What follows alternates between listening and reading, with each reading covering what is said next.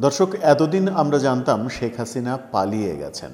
শেখ হাসিনা পালিয়ে গেছেন এই প্রচারণাটাই গণমাধ্যমে, সামাজিক যোগাযোগ মাধ্যমে, ব্যক্তি পর্যায়ের আলোচনায়, আড্ডায়, চায়ের টেবিলে, চায়ের দোকানে, ঘরে বাইরে সবখানেই হচ্ছিল।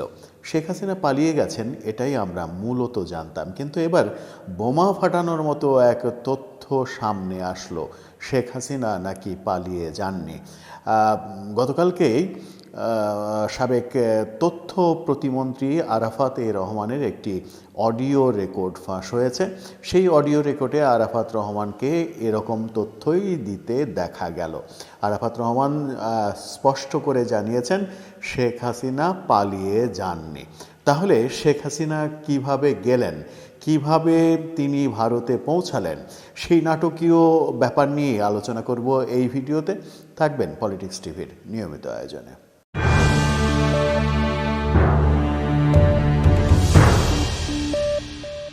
বলছিলাম, এতদিন আমরা জানতাম শেখ হাসিনা পালিয়ে গেছেন, শেখ হাসিনা ভারতে পালিয়ে গেছেন, বিশেষ বিমানযোগে শেখ হাসিনা ভারতে পালিয়ে গেছেন, এমনটাই আমরা জানতাম, এমনটাই গণমাধ্যমের খবর।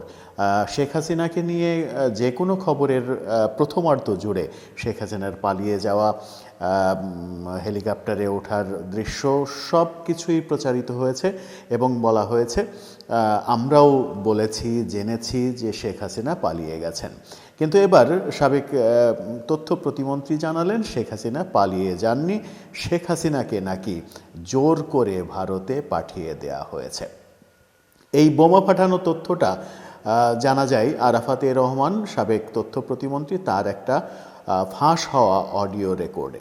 তার ফাঁস হওয়া অডিও রেকর্ডে তাকে বলতে শোনা গেল শেখ হাসিনা পালিয়ে যাননি, শেখ হাসিনা দেশে থাকতে চেয়েছিলেন, তাকে জোর করে ভারতে পাঠিয়ে দেয়া হয়েছে।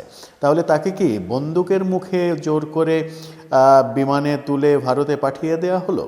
কি বলতে চাইলেন আরাফাত রহমান? আরাফাত রহমান মূলত বলতে চাইলেন যে 3 তারিখ থেকে 4 তারিখ এই 2 দিনের মধ্যে শেখ হাসিনা বহুবার বলেছেন যে তিনি ক্ষমতা ছেড়ে দেবেন, ক্ষমতা ছেড়ে দিয়ে তিনি টুঙ্গিপাড়ায় চলে যাবেন, টুঙ্গিপাড়ায় অবসর জীবনযাপন করবেন। এরপরে যে সরকার আসবে সেই সরকারের কাছে তিনি ক্ষমতা হস্তান্তর করে তিনি টুঙ্গিপাড়ায় চলে যাবেন। তিনি আর ক্ষমতা চালাতে চান না, যেটা ভালো হয় দেশের জন্য সেটা জনগণ করুক, এমনটাই তার ভাষ্য ছিল। শেখ হাসিনা টুঙ্গিপাড়া যাওয়ার সিদ্ধান্ত নিয়েছিলেন, কিন্তু নেতারা তাকে বোঝাচ্ছিলেন যে টুঙ্গিপাড়ায় যাওয়াটাও আপনার জন্য নিরাপদ না।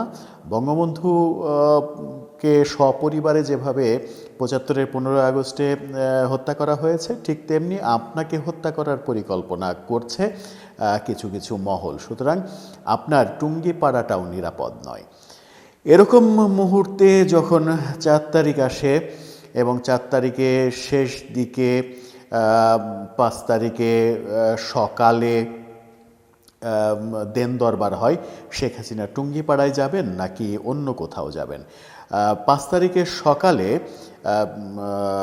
শেখ হাসিনা পুত্র জয় এবং শেখ রেহানার সঙ্গে যে সেনাবাহিনীর সদস্যরা, সেনাবাহিনী প্রধান, 3 বাহিনী প্রধানরা যে দেন দরবার করেছেন, এর আগে গণমাধ্যমে খবর হয়েছিল যে শেখ হাসিনা ক্ষমতা ছাড়তে চাইছেন না, তাকে যেন বোঝানো হয় পরিস্থিতি খারাপ, মব এগিয়ে আসছে, আর বেশি সময় নেই, এই মুহূর্তে ক্ষমতা না ছাড়লে ম্যাসাকার হয়ে যাবে, গণভবন আক্রমণ হবে। জয়ের সঙ্গে এরকম কথাবার্তাই নাকি সেনাবাহিনী সহ কর্তৃপক্ষের হচ্ছিল এবং জয় সেই কথার প্রেক্ষিতেই সাবেক প্রধানমন্ত্রী শেখ হাসিনাকে বোঝাচ্ছিলেন যে এই মুহূর্তে তোমার জেদ করা ঠিক হবে না, তুমি ক্ষমতা ছেড়ে দাও, পদত্যাগপত্র সাইন করো।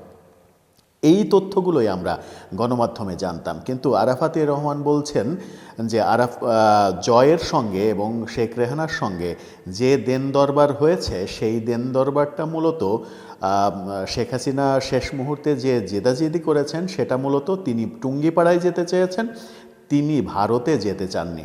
কোনোভাবেই তিনি দেশ ছেড়ে ভারতে চলে যাবেন না, এমনটাই জিদ ধরেছিলেন। সেই সময় তার জীবন ঝুঁকিপূর্ণ, দেশে থাকলে তার জীবন ঝুঁকিপূর্ণ হয়ে যাবে, তাকে মেরে ফেলার হুমকি রয়েছে, এই ব্যাপারটা জয় নাকি তাকে বোঝানোর চেষ্টা করেন বারবার, জয় এবং শেখ রেহানা তাকে বারবার বোঝানোর চেষ্টা করেন, এবং শেষ পর্যন্ত তাকে যখন বোঝাতে সক্ষম হন তারা, তখন শেখ হাসিনা শেষ মুহূর্তে বলেন ওকে ঠিক আছে, কোথায় যেতে হবে চলো। ঠিক শেষ মুহূর্তে এসে শেখ হাসিনাকে একটি বিমানযোগে ভারতে পাঠিয়ে দেওয়া হয়, ভারতের সঙ্গে যোগাযোগ করে।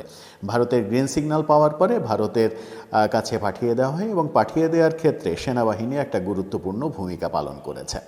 এতদিন আমরা জানতাম শেখ হাসিনা ভারতে পালিয়ে গেছেন, অর্থাৎ নিজ উদ্যোগে তিনি ভারতে গেছেন, গণমাধ্যমে যেভাবে প্রচার হচ্ছিল।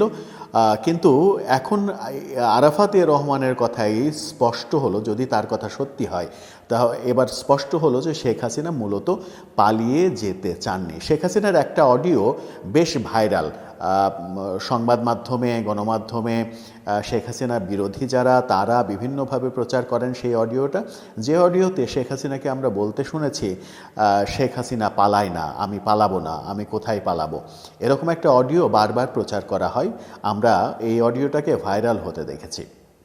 সেই পালাবো না শেখ হাসিনা যে পালিয়ে গেলেন, এই খবরটাই মূলত ঘটা করে গণমাধ্যমে প্রচারিত হয়ে আসছিল। আমরাও নানাভাবে বিভিন্নভাবে আলোচনা করেছি, কিন্তু আরাফাত রহমানের এই তথ্য নতুন করে আলোচনার জন্ম দিচ্ছে, নতুন করে আলোচনার জন্ম দেবে যে শেখ হাসিনা কি সত্যিই পালিয়ে যেতে চাননি, শেখ হাসিনাকে টুঙ্গিপাড়ায় থাকতে চেয়েছিলেন, নিজের বাবার কবরের পাশেই তিনি থাকতে চেয়েছিলেন, তাকে জোর করে পাঠিয়ে দেওয়া হলো। আরাফাত রহমানের এই ভাষ্য যদি সত্যি হয়, তাকে জোর করে ইন্ডিয়াতে পাঠিয়ে দেওয়া হয়েছে তার অমতে।